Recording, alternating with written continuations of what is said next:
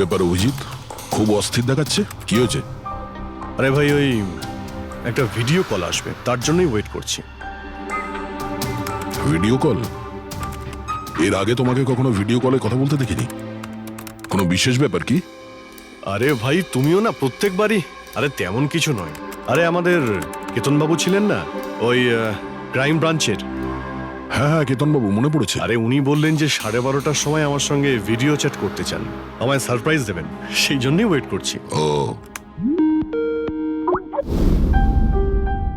Sir কেমন আছেন? কেতন sir, আরে আপনাকে তো একদম ফিট মনে হচ্ছে। আরে কেন পেছনে লাগছো বাবা? জানো, রিটায়ারমেন্টের পরে বডিটা একটু বেড়ে গেছে। একটু এক্সারসাইজ করতে হবে। আরে না না স্যার, সত্যি বলছি, আপনাকে খুব স্মার্ট লাগছে। হ্যাঁ, আচ্ছা এটা বলো, তুমি তোমার বিয়ের কার্ড কবে পাঠাচ্ছ? আরে স্যার, আপনিও না। দেখুন স্যার, আপনি সিনিয়র, আপনি আগে করবেন, তারপরে আমি করব। আমি লাইন ভেঙে আগে কি করে যাব স্যার? হ্যাঁ, আরে ভাই, নতুন বাড়ি কিনেছি, ব্যাস ওরে বাড়ির মাল কিনে চলে আসবে। না হলে এই বয়সে আর কে মেয়ে দেবে বলো? আরে স্যার, আশা নিয়েই আমরা সবাই বেঁচে আছি। কোথায় বাড়ি কিনেছেন আপনি? ফার্ম হাউস নিয়েছি ওয়াসিতে। হ্যাঁ, চলে এসো রোববার, একসাথে লাঞ্চ করব। অবশ্যই স্যার, অবশ্যই যাব। এখন তোমাকে আমি এই ঘরটা দেখাচ্ছি, দেখো ঘরটা কেমন দেখতে। এই যে দেখো,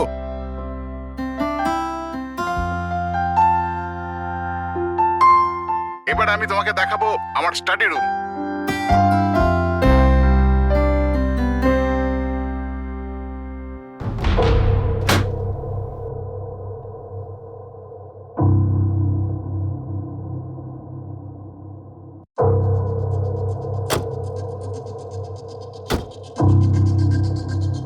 অভিজিৎ, এবার দেখো, দেখাচ্ছি তোমাকে দারুণ জিনিস, ফার্স্ট ক্লাস।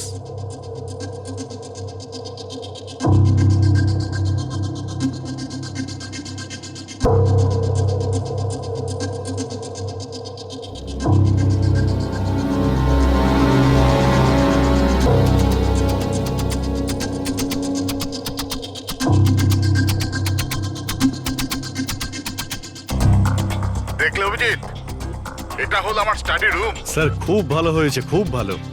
স্যার রুমটা একটু খালি খালি লাগছে, যখন ফার্নিচার এসে যাবে রুমটা কিন্তু দারুণ লাগবে স্যার। স্যার কি হলো?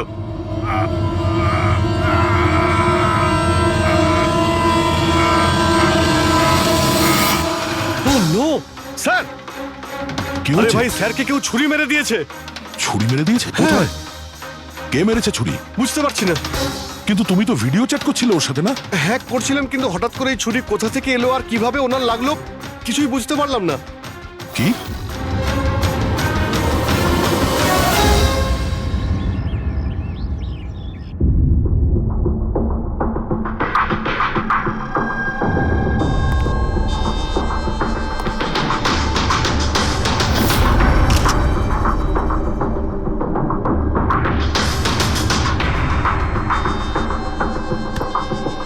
তুমি ঠিক আছো? হ্যাঁ ভাই, বুঝতে পারছি না এসব কি করে হয়ে গেল। স্যার স্যার কেতন স্যার তো 100 জনেরও বেশি আসামিকে জেলে পৌঁছেছেন। হতে পারে ওদের মধ্যেই কোনো একজন আসামি এই সব করেছে। হ্যাঁ, কিন্তু কিভাবে, কখন? কেতন স্যার আমার সঙ্গে কথা বলছিলেন, এইখানে বসেছিলেন, ওনার পিছনে কেউ ছিল না। তাহলে হঠাৎই ছুরিটা কে মারলো আর কিভাবে মারলো? তুমি একদম শিওর যে ঘরের মধ্যে আগে থেকে কেউ ঢুকে বসেছিল না? আরে না ভাই, কেতন স্যার ভিডিও চ্যাটে উনি পুরো রুমটা দেখাচ্ছিলেন, আমরা কথা বলছিলাম, আর রুমটা দেখো, এখানে কোনো জায়গাই নেই, সব কিছু তো খোলা, কেউ কোথায় কিভাবে লুকোতে পারে? তুমি বলেছো যে তোমার সামনেই কেতনবাবু দরজা খুলে ভেতরে এসেছেন। হ্যাঁ, উনি এই দরজাটা খুললেন, ভিতরে ঢুকলেন, আর উনি দরজাটা বন্ধও করেছিলেন। তাহলে তো পরিষ্কার ব্যাপার, খুনি এই ঘরের মধ্যে আগে থেকেই ছিল, পরে আসেনি। আর সেটাই তো ভাই আমি দেখতে পেলাম না কেন। আরে আমার কথা ছাড়ো, ইনি কেন দেখতে পেলেন না? স্যার, এই রুমটাতে আসার আর কোনো রাস্তা নেই, এই দরজাটা ছাড়া। জানলা টানলা কিছুই নেই। পুরবি, এই রুমটা আবার ভালো করে চেক করো। কোনো না কোনো গুপ্তগত হতেই হবে এই রুমের। স্যার স্যার আমি 3বার চেক করেছি, প্রত্যেকটা জায়গা, প্রত্যেকটা কোণা, সবকিছুই। সত্যি এই রুমে আসার আর কোনো রাস্তা নেই। কোনো না কোনো গুপ্ত রাস্তা তো হবেই এই রুমের। কিছু গন্ডগোল আছে এখানে, না হলে এটা সম্ভব নয় যে অভিজিৎ ওই খুনিকে দেখতে পায়নি। এই কেতনবাবু এখানে একাই থাকতেন না? হ্যাঁ, একাই থাকতেন। এখানে কেয়ারটেকার থাকতো। তাহলে এটা জানতে হবে যে কে কে ওনার সঙ্গে দেখা করতে আসতো, আর কে কে জানতো কেতনবাবুর এই নতুন বাড়ির ব্যাপারে। ইয়া, পঙ্কজ স্যার। এই কেয়ারটেকারকে ডেকেছো তুমি? হ্যাঁ স্যার, কথা হয়েছে, আসছে। ফ্রেডি, প্রত্যেকটা ফিঙ্গারপ্রিন্ট নেবে, একটা যেন বাদ না যায়। হ্যাঁ স্যার, প্রতিটা কোণের ফিঙ্গারপ্রিন্টস তুলে আনবো স্যার। স্যার, আমি তো দুদিনের ছুটিতে গেছিলাম। আমি কি করে জানবো যে এরকম এত বড় একটা ঘটনা ঘটে যাবে? তুমি ছাড়া এখানে আর কে কে আসতো? কেতন স্যার আর কার্পেন্টার, কতজন কার্পেন্টার ছিল? 3টে। আর কতদিন ধরে কাজ করছিল? প্রায় 1 মাস ধরে। 1 মাস ধরে? তার মানে ঘরের কোনা কোনা ওরা জানতো। এই কার্পেন্টার কেতনবাবু কোথা থেকে এনেছিলেন? ওনার পরিচিত ছিল নাকি কেউ পাঠিয়েছিল? না স্যার, ওরা কেতন স্যারের জানাশোনা লোক ছিল, কারণ ওরা কেতন স্যারের আগের বাড়িতেও কার্পেন্টারের কাজ করেছে। তুমি শিওর যে আর কেউ আসেনি? না স্যার। হ্যাঁ, মনে পড়েছে স্যার, 2জন অচেনা লোক এসেছিল। একজন কোনো এক ইন্টারনেট কোম্পানি থেকে এসেছিল, আর দ্বিতীয়জন ওয়াটার পাইপলাইন চেক করতে এসেছিল। ওরা পুরো বাড়ি ঘুরে দেখেছিল। স্যার এর জন্য আমাকে বকেছিলেন, কেন বকেছিলেন? কেননা আমি ওদের ভেতরে আসতে দিয়েছিলাম। স্যারের ওই 2জনের প্রথম থেকে আসার কোনো খবর ছিল না। আর স্যার ইন্টারনেট কানেকশনের জন্য কাউকে কিছুই বলেনি। আর এটা কবেকার ঘটনা? এটাই 2-3 সপ্তাহ আগের কথা। ও, মনে হচ্ছে এই দুজনেই কোনো গন্ডগোল করেছে। আচ্ছা, 5 বছর আগে তোমরা যখন এই কেসটা সলভ করেছিলে, তখন কেতনবাবু ছাড়া এই টিমে আর কে কে ছিল? আমি, পুরবী, কেতন স্যার আর মহেন।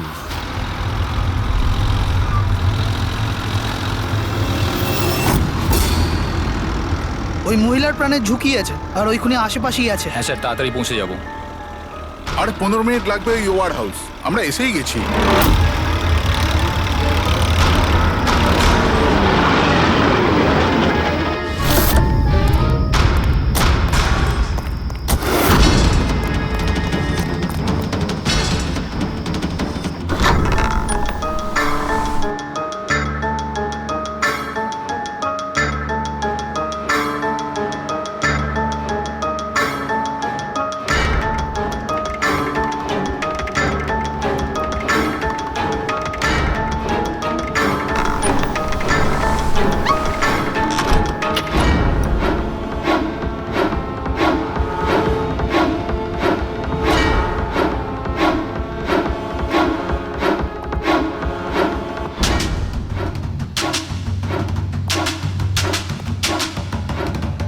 স্যার, এখানে তো কোনো মহিলাকে দেখতে পাচ্ছি না, আর ওই অপরাধীও নেই।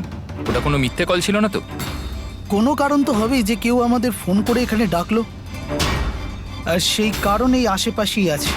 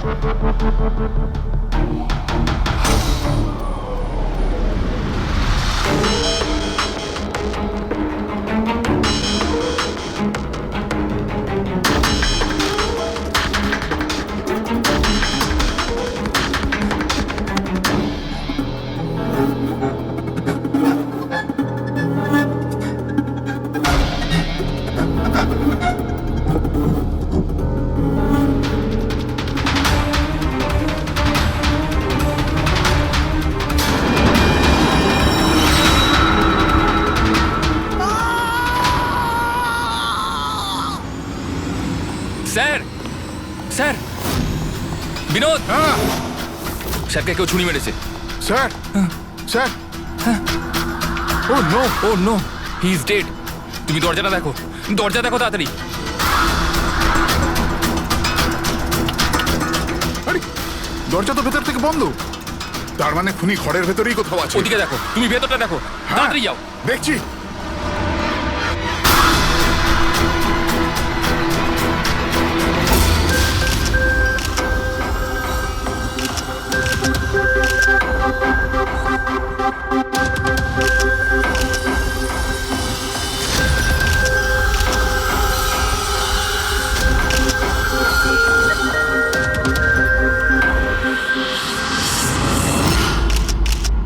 তাহলে এখানে কেউ ছিল না? হ্যাঁ, স্যার সত্যি বলছি, এখানে মেহেন স্যার আর আমাদের ছাড়া আর কেউ ছিল না।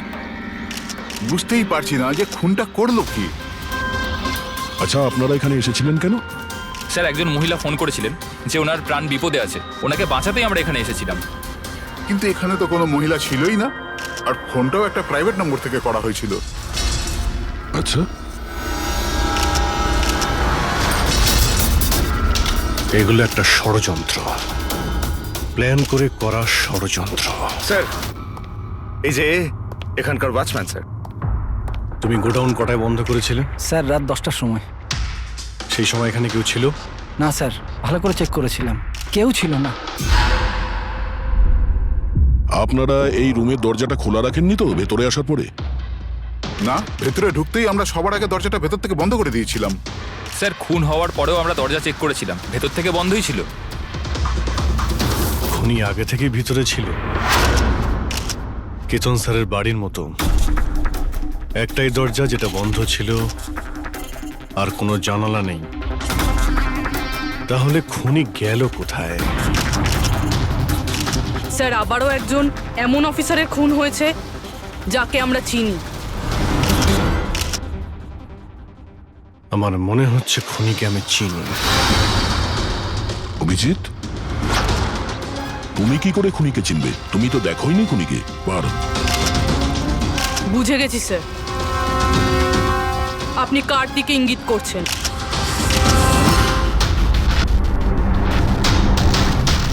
তুমি জানো এসব কি? হ্যাঁ, এটা এশিয়ার নামকরা ক্লাসিক আর্টওয়ার্ক, কিন্তু এসবের এই কেসের সঙ্গে কি সম্পর্ক? যেটাকে তুমি এশিয়ার বিখ্যাত আর্ট ওয়ার্ক ভাবছো, সেটা আর্ট ওয়ার্ক ঠিকই, কিন্তু অরিজিনাল নয়। এটা ডুপ্লিকেট, নকল।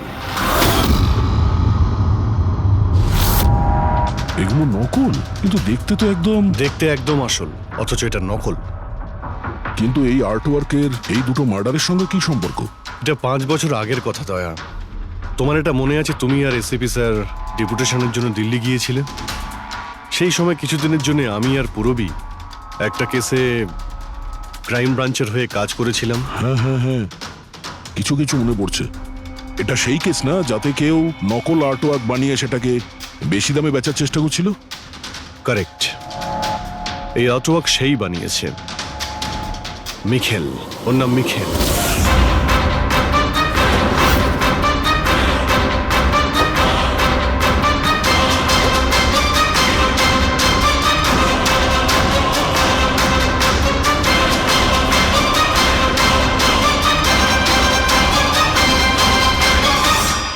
এমনটা নয় যে ওর প্রতিভা বাকি শিল্পীদের থেকে অনেক কম ছিল, তবে সত্যি কথা বলতে ও ওদের থেকে অনেক বেশি ট্যালেন্টেড ছিল। আর সেই জন্যই হয়তো ও একদিন ভেবেছিল যে অরিজিনাল পেন্টিং তো সবাই বানাতে পারে, কিন্তু অরিজিনালের মতো সেম কপি বানানো সবার পক্ষে সম্ভব নয়। আর এই কাজে এত টাকা ছিল যে ওর আসল পেন্টিং বানানোর কোনোদিনও প্রয়োজনই হয়নি। ও কোটি কোটি টাকা ইনকাম করেছিল মহান আর্টিস্টের অরিজিনাল পেন্টিংয়ের নকল পেন্টিং বানিয়ে।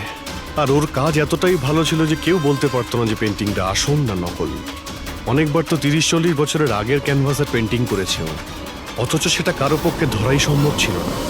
কিন্তু একদিন পরিস্থিতি এমন হলো, অনেক আর্ট প্রেমী যখন কোটি কোটি টাকা লস করলো, তখন ক্রাইম ব্রাঞ্চ মিখেলকে ধরার দায়িত্ব আমাদের 4 জন অফিসারকে দেয়। কেতন স্যার, মহেন, পুরবী আর আমি। মিখেলকে ধরা এত সহজ ছিল না, কিন্তু কথায় আছে না, পিঁপড়েকে ধরতে হলে মিষ্টির ব্যবহার করতে হয়। আর এই পিঁপড়ের মিষ্টি ছিল ওর পুরনো ক্যানভাস, আর সেই কেমিক্যাল যেগুলো ও ব্যবহার করত 200 থেকে 250 বছরের পুরনো পেন্টিং তৈরি করতে। আমরা সমস্ত আর্ট গ্যালারি আর দোকানে নজর রাখতে শুরু করে দিই যেখানে এইসব জিনিস পাওয়া যেত। যারা এই সমস্ত জিনিস কিনতে আসতো তাদের পুরো ঠিকুজি কুষ্টি বার করতাম আমরা।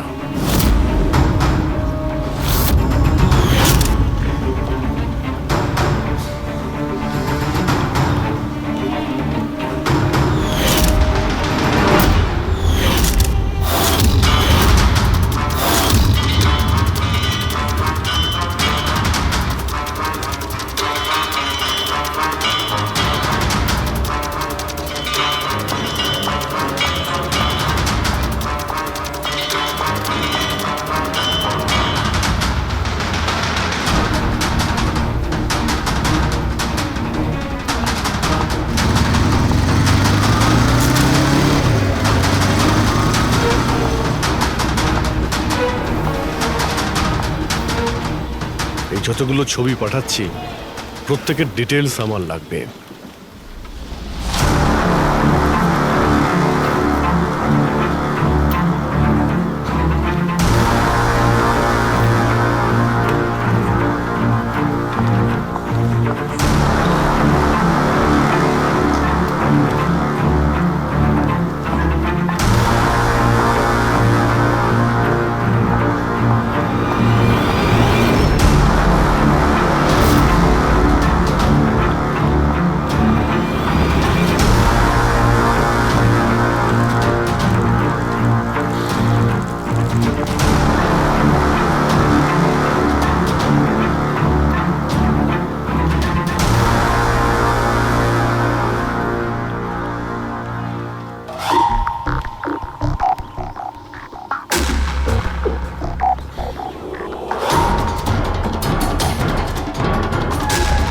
আর তারপরে 1 সপ্তাহ পরে আমরা এমন একটা মেয়েকে দেখলাম যে জিনিসপত্র তো কিন্তু তার কোনো আর্ট ব্যাকগ্রাউন্ড ছিলই না।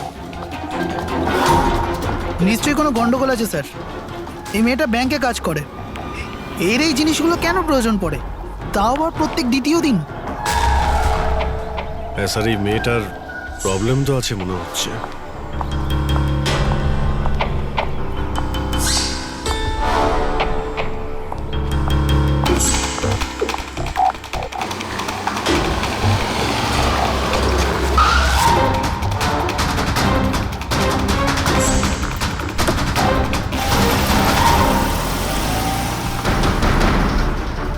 এই মেয়েটার একটু গন্ডগোল আছে, ওর পিছু নাও, দেখো কোথায় যাচ্ছে।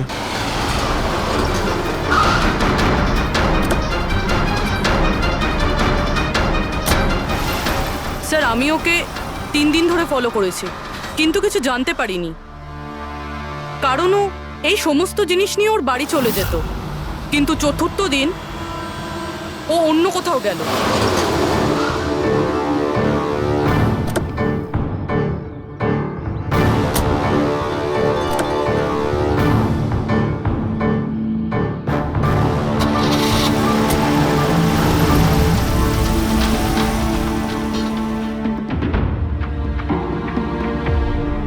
নিখিল, নিখিল, নিখিল,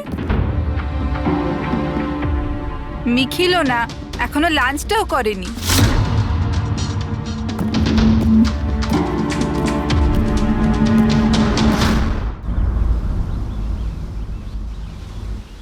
এখনো লাঞ্চও করনি? এত কি কাজে ব্যস্ত থাকো যে খাওয়ার টাইম থাকে না? তোমায় দেখলেই তো আমার পেট ভরে যায়। জানো, বেবিকে মাখন লাগানোর না, এটা অনেক পুরনো আইডিয়া। মাখন নয়, সত্যি বলছি, তোমার মতো ভালোবাসতে পারে এমন জীবনসাথী কোথায় পাবো আমি, যে আমার জন্য নিজেকেও বিপদে ফেলতে পারে। আমি তো তোমার জন্য নিজের জীবনটাও দিতে।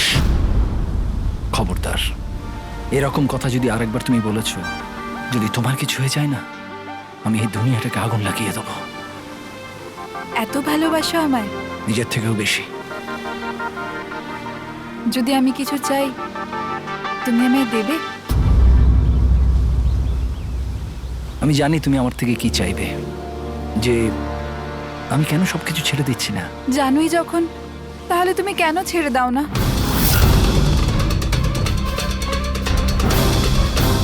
শীতল, মানুষের জীবনে দুটো নেশা হয়, আমার ভালোবাসার নেশা তুমি পূরণ করো, আর আমার দ্বিতীয় নেশা শিল্পীর, যেটা আমার কাজটাকে পূর্ণ করে। এই দুটোর মধ্যে একটাও যদি আমার থেকে দূরে যায় না, তাহলে আমি অসম্পূর্ণ থেকে যাব। আর আমি চাই যে ইতিহাস আমায় সব থেকে ভালো স্বামী আর সব থেকে ভালো আর্ট চোর হিসেবে মনে ব্যাস রাখে। মিখেল, অনেক ইতিহাস লিখেছ, বাকি জীবনটা জেলেই কাটিও।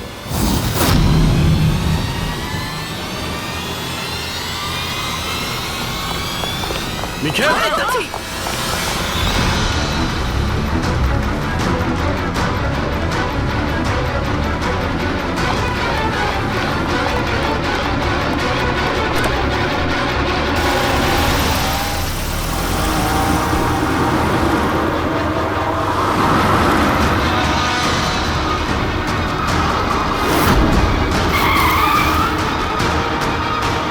প্লিজ আমার কথা শোনো, জেদ করো না। নিজেকে আইনের হাতে তুলে দাও প্লিজ। না, আমি করব না।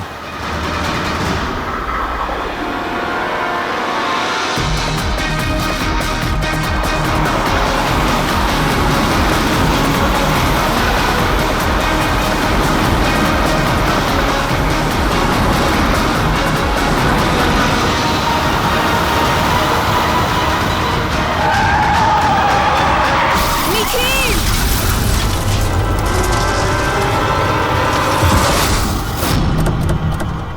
শীতল, মিখেল দাঁড়া, বলছি, দাঁড়া, শীতল! দাঁড়া। শীতল, চোখ খোলো, শীতল!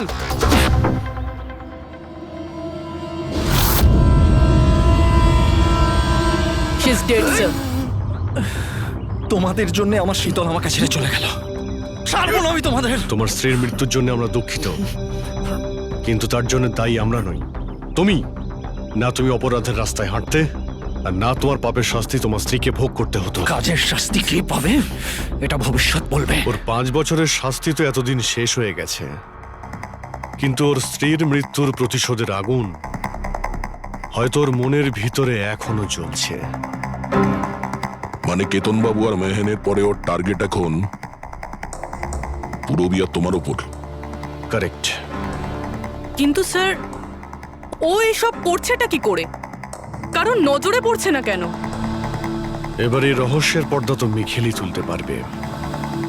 ও তোমার আর আমার কোনো ক্ষতি করার আগে মিখেলকে আমাদের ধরতেই হবে। স্যার, স্যার কেতন বাবুর বাড়ি থেকে যে ফিঙ্গারপ্রিন্টস গুলো পেয়েছিলাম, হ্যাঁ, ওটা কারোর সঙ্গে ম্যাচ হয়েছে? স্যার ওই ওয়াটার পাইপলাইনে যে কাজ করে সে নির্দোষ হলেও যে লোকটা ইন্টারনেটের কাজ করে সে খুব গোলমেলে। এই ইন্টারনেটের লোকটা কে? Sir Ramen sir. Sir sir পুরনো পাপি স্যার। এই তো 6 মাস আগে ও অথর রোড জেল থেকে ছাড়া পেয়েছে স্যার। Arthur road jail? ওই মিখেলকে তো ওই জেলেই রাখা হয়েছিল। তার মানে ওই জেলেই এই অপরাধের প্ল্যানিংটা করা হয়েছিল, মিখেল আর ওই রমন যোগ মিলে নিয়ে। তুই নিশ্চয়ই আবার জেলে যেতে চাইবি না? না স্যার, আমার দ্বিতীয়বার জেলে পাঠাবেন না স্যার। যদি আজ আমি মিখেলকে না পাই তাহলে তোকে এখানেই পুঁতে দেবো। না স্যার, মিখেল আমার সাথে এখানেই দেখা করতো, এখানেই দেখা করতো। আমি সেখানেই নিয়ে যাচ্ছি আপনাদের। আমার মিখেলকে চাই, ব্যাস। হ্যাঁ স্যার, ওখানেই নিয়ে যাচ্ছি আপনাদের।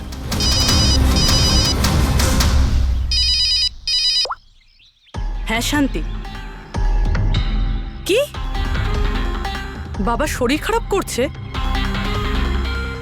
কিন্তু এরকম হঠাৎ? আমি তো কেসের ইনভেস্টিগেশন করতে এসেছি। কি হয়েছে? স্যার ওই বাবা একটু অসুস্থ হয়ে পড়েছে। ওই শান্তি নার্স যে আমার বাবার দেখাশুনো করে, সেই ফোন করেছিল। ঠিক আছে, তুমি যাও, আমরা দেখে নিচ্ছি। কিন্তু স্যার। যাও, আর কোনো প্রয়োজন পড়লে ফোন করবে।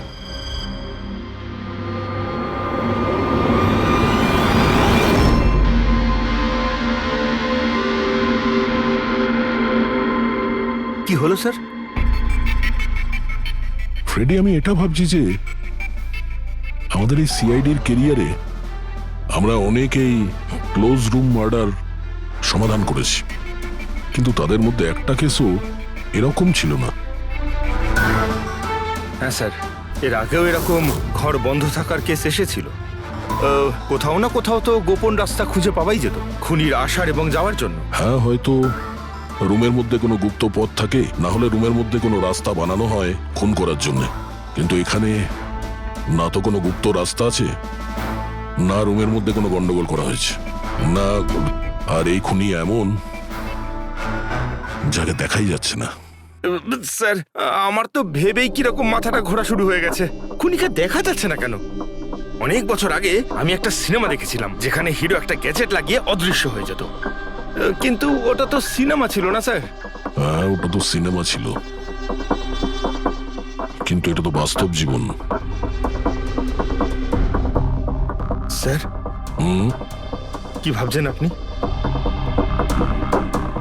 এটাই ভাবছি, এর মধ্যে কোন জিনিসটা আমি বুঝতে পারছি না।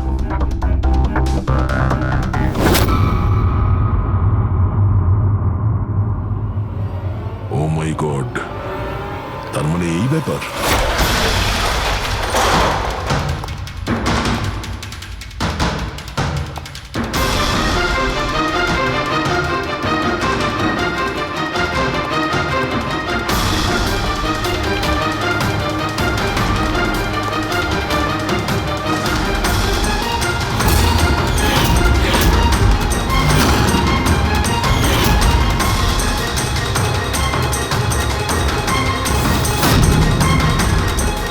অনেকদিন ধরেই আমাদের চারজনকে ফলো করছিল, আর তুই ওকে হেল্প করছিলি এই সমস্ত কাজে। হ্যাঁ হ্যাঁ স্যার।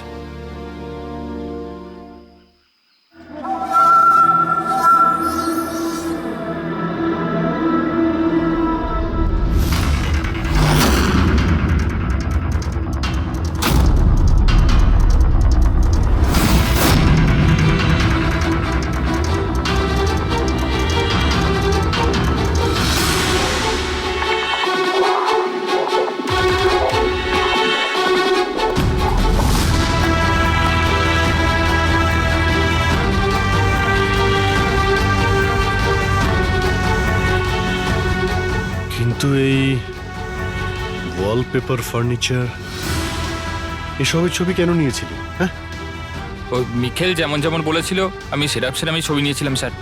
ব্যাস, আমি শুধু জানতাম না এই ছবিগুলো নিয়েও কি করবে স্যার।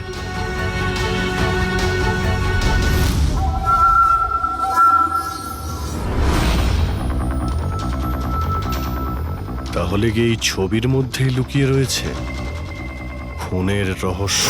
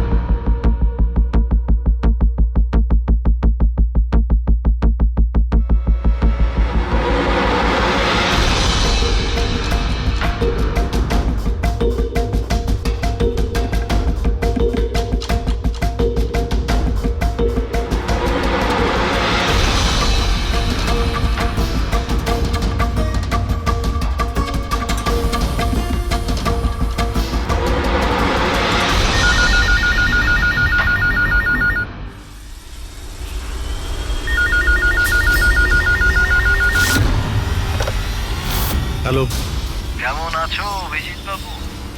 মিখেল। ব্যাপার, এতদিন পরেও তুমি আমার গলার আওয়াজ ভুলোনি। এমনিতে আমি জানতাম যে তুমি আমার বাড়ি পর্যন্ত নিশ্চয়ই পৌঁছবে। ইন্টেলিজেন্ট তুমি, কিন্তু সরি, তোমাকে স্বাগত জানাতে আমি বাড়িতে ছিলাম না। তোকে স্বাগত তো জানাবে সিআইডি, যখন আমরা তোকে আরেকবার ধরে জেলে নিয়ে যাব। জেল তো আমি তখন যাব না যখন তোমাদের নজরে আমি আসব। তার আগে এই ধাঁধাটা তো সমাধান করো যে আমি তোমাদের এমনিতে নজরে কেন আসছি না। কি হলো, কি ভাবনায় পড়ে গেলে? হ্যাঁ, আমি জানি তুমি ইন্টেলিজেন্ট, কিন্তু এতটাও ইন্টেলিজেন্ট নও যে এই কেসটাকে সমাধান করো। কেসটা তো তোমার আর পুরবীর মৃত্যু দিয়েই শেষ হবে। মিখেল, রাগ নয় অভিজিৎ বাবু, রাগ করে কেন নিজের বিপি বাড়াচ্ছ? চলো একটা ছোট্ট তোমায় হিন্ট দিয়ে দিই। আমায় তুমি সেখানেই দেখতে পাবে যেখানে এই গল্পের শুরু হয়েছিল, যেখানে শীতলকে তুমি আমার থেকে ছিনিয়ে নিয়েছিলে। পুরবি মারা যাওয়ার আগে তো নিশ্চয়ই পৌঁছতে পারবে। মিখেল, মিখেল, হ্যালো পঙ্কজ, তুমি এক্ষুনি পুরবীকে ফোন করো, ওকে বলো বাড়িতে থাকতে, বাইরে বের না হতে। ও কি হলো স্যার? আচ্ছা, আমি যেটা ভাবছি সেটা যদি ঠিক হয় তাহলে জানা যাবে যে খুনি এগুলো কিভাবে করলো। কিভাবে? আশ্চর্য তো, বাবা তো পুরোপুরি সুস্থ আছে, তাহলে তাহলে শান্তি ফোন করে আমাকে ডাকলো কেন? আর নিজেও তো বাড়িতে নেই। ফোন করলাম, ফোনটাও ধরছে না।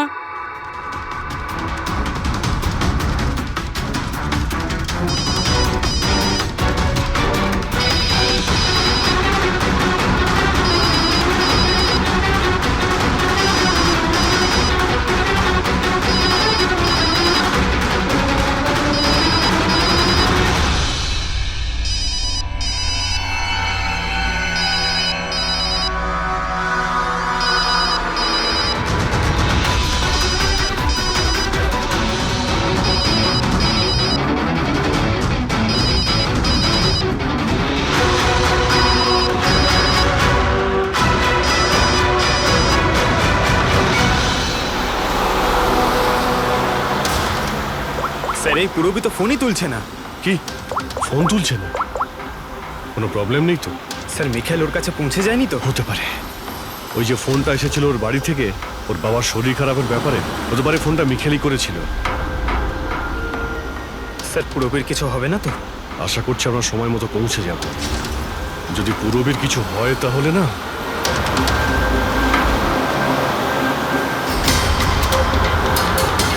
এসে গেছি। এটা সেই জায়গা যেখানে মিখেলের ওয়াইফ মারা গিয়েছিল।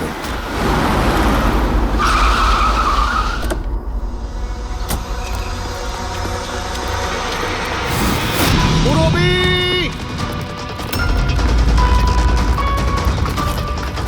পুরবি!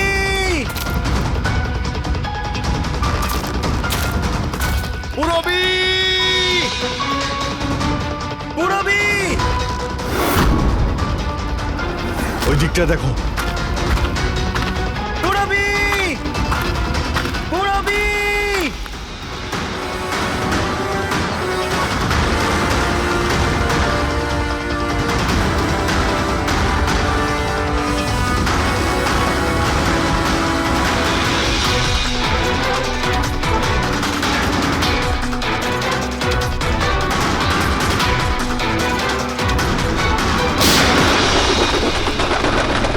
পুরবি!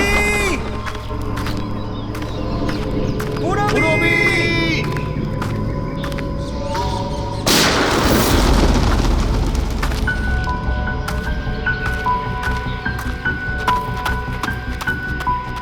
স্যার হ্যাঁ পঙ্কজ, জানি না স্যার কে গুলি চালালো।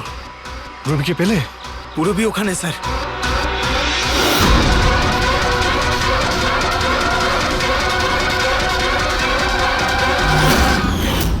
ও নো! পঙ্কজ, অ্যালার্ট থাকবে। আমাকে কভার করো, আমি যাচ্ছি পুরবীর কাছে।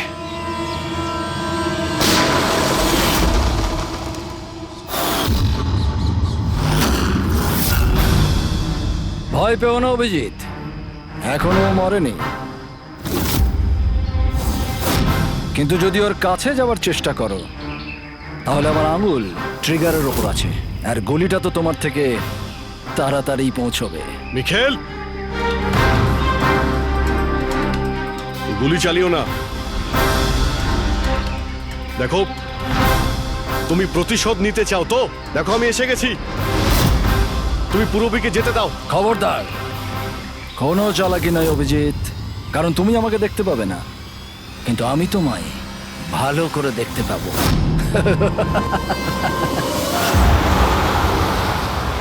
অভিজিৎ, আমার কথা মন দিয়ে শোনো, তুমি একদম রিয়াক্ট করবে না। তুমি এই মিখেলকে দেখতে পাবে না। তুমি আর কেতনবাবু, ওকে কেতনবাবু স্টাডি রুমে দেখতে পাওনি। মাহান ওকে আর্ট ওয়্যার হাউসে দেখতে পাইনি। পূরবী নিজে ওকে ওর ঘরে দেখতে পাইনি। কেন? কারণ ওকে দেখা সম্ভব নয়। ও যেখানে যেখানে অন্যায় করে সেখানকার কোণে কোণে ও লুকিয়ে পড়ে। ওই রুমে, ওই ডেকোরেশনে ও এমন ভাবে লুকিয়ে পড়ে কেউ বলতেই পারবে না যে ও আর্ট পিস না, একজন মানুষ। কেতনবাবুর রুমে ও ও ওয়ালপেপার হয়ে গেছিল, ওয়ালপেপার।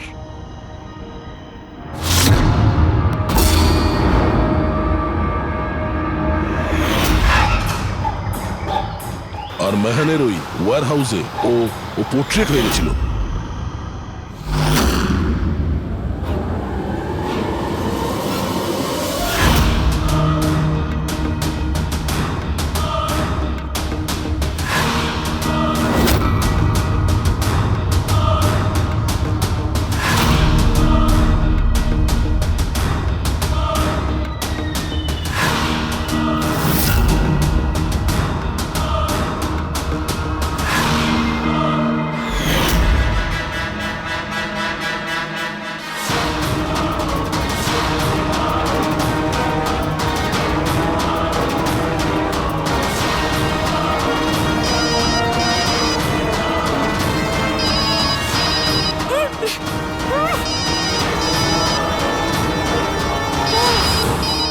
এটা আমি তখনই বুঝতে পারলাম যখন ওয়্যার হাউসের ক্রাইম সিনের ফটোগুলো আমি দেখলাম। তখনই আমার নজর ওই পোর্ট্রেটের আঙুলের উপর গেছিল।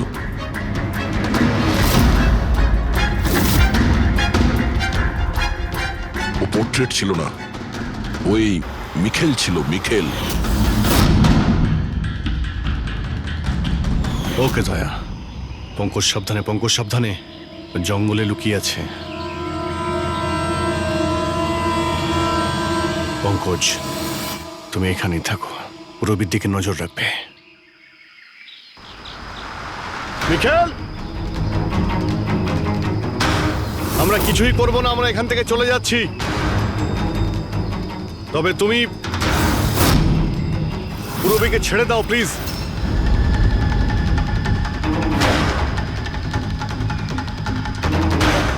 দেখো, এসব করে আর কোনো লাভ নেই। আমি এখানে এসে গেছি, তুমি তুমি বলো কোথায় যেতে হবে, আমি চলে যাচ্ছি।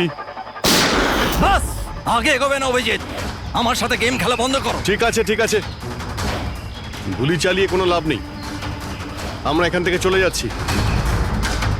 কিন্তু তুমি তুমি কি চাও মিখেল? যা কিছু হয়েছিল সেটা তো হয়ে গেছে, কিন্তু এসব করে তুমি কি পাবে? হ্যাঁ,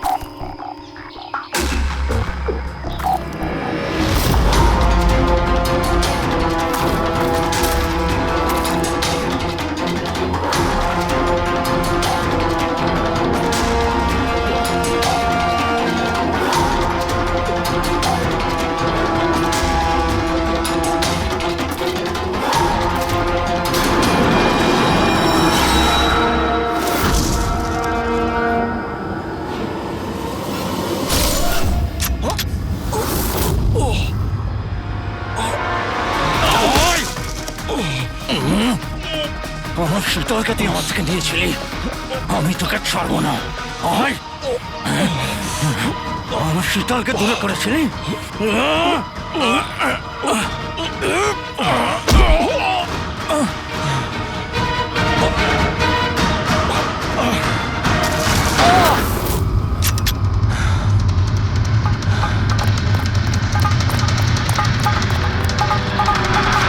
পপি তুমি ঠিক আছো তো? তোর আসল জায়গা জেলে, আর এইবার তুই বাইরে আসবি না, সোজা ফাঁসিতে ঝুলবি। আমার বউয়ের জ্বলন্ত চিতা দেখে আমি শপথ নিয়েছিলাম যে যতক্ষণ না তোমাদের চারজনকে আমি শ্মশানে পাঠাবো, না বেঁচে থাকবো না মরবো।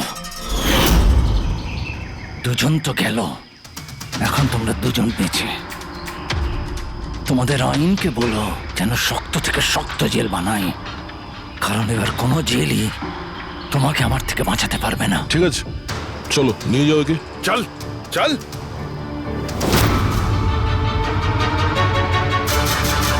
আসবো, ফেরত আসবো।